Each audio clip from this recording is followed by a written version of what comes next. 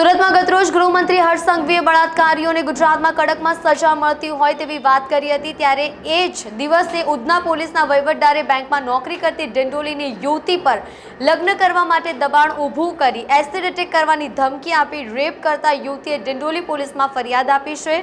ઉધના પોલીસના head constable Ranjitsinh મોરી સામે પોલીસે રેપનો ગુનો દાખલ કરતા તે ફરાર થયો છે।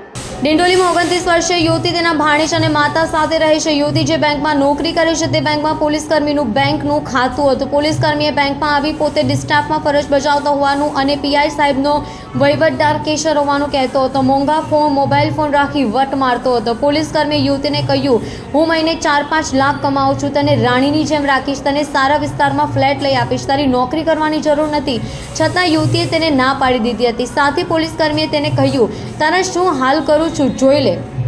પછી તે દિવસે સાંજે તેનું એક્સિડન્ટ થયું હતું। પછી પોલીસકર્મીએ ખિસ્સામાંથી સિંદૂર અને મંગળસૂત્ર બતાવી કહ્યું, આજે આપણે લગ્ન કરવાના છે તેમ કહી રિક્ષામાં ન બેસતા યુવતીના કપડા પર પોલીસકર્મીએ સિંદૂર નાખી દીધું હતું। યુવતી કારમાં જતી રહી હતી ત્યારે પોલીસકર્મીએ તેની કારનો કાચ તોડી માર મારી જબરદસ્તી કારમાં બેસાડવાનો પ્રયત્ન કર્યો હતો। તે વખતે યુવતીને આરોપીએ એસિડ મોઢા પર નાખી દેવાની ધમકી આપી હતી। આથી તેણે પોલીસકર્મીનો નંબર બ્લોક કરી દીધો હતો। મે 2024માં યુવતી ઘરે એકલી હતી ત્યારે પોલીસકર્મીએ તેના પર રેપ કર્યો હતો અને પછી તેનો કઢંગી વિડીયો મોબાઈલમાં ઉતારી વાયરલ કરવાની ધમકી આપી હતી।